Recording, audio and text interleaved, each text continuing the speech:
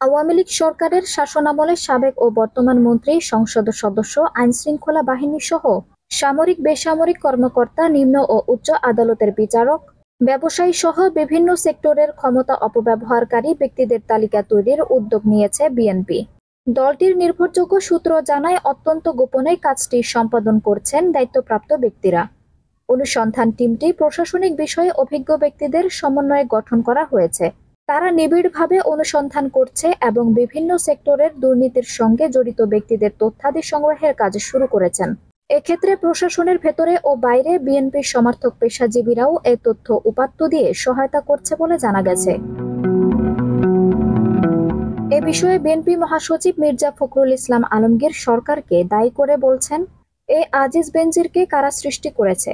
দেশে আরো অসংখ্য আজিজ বেনজিরের মতো কর্মকর্তা সরকারের আশ্রয় প্রশ্রয়ে অপরাধের সঙ্গে জড়িত। চারদিকে তাকিয়ে দেখবেন তাদের দুর্নীতি ছাড়া আর কিছু নেই। অবশ্য ক্ষমতাসীন আওয়ামী লীগের সাধারণ সম্পাদক এবং সড়ক পরিবহন ও সেতুমন্ত্রী ওবায়দুল কাদের বলেছেন, দুর্নীতির বিরুদ্ধে তার সরকারের অবস্থান জিরো টলারেন্স। বেনজির আহমেদের তদন্ত হচ্ছে, আজিজেরও তদন্ত করতে পারবে দুদক।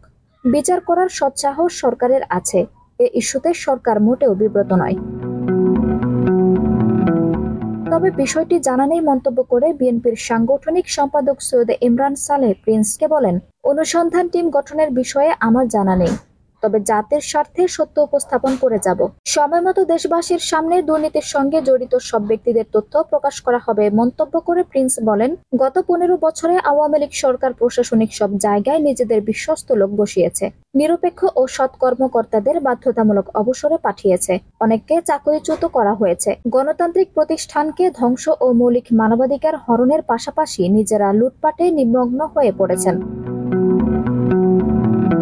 বিএনপির স্থায়ী কমিটির সদস্য সেলিমা রহমান বলেন, এসব সুবিধাভোগীই তো অবৈধ ও অনির্বাচিত সরকারকে টিকিয়ে রেখেছে। তারাও তাদের সুযোগ সুবিধা দিয়েছে। শেষ পর্যন্ত তারা কি করবে তা বলা যাচ্ছে না। তবে আমরা গণতন্ত্র পুনরুদ্ধার ও ভোটাধিকার রক্ষার আন্দোলনে আছি। সাংবিধানিক প্রতিষ্ঠান ধ্বংসকারী ও দুর্নীতিবাজদের বিরুদ্ধে আমাদের আন্দোলন চলবে। এক প্রশ্নের জবাবে তিনি বলেন, আমরা সভা সেমিনারে দুর্নীতিবাজদের বিচারের কথা বলছি।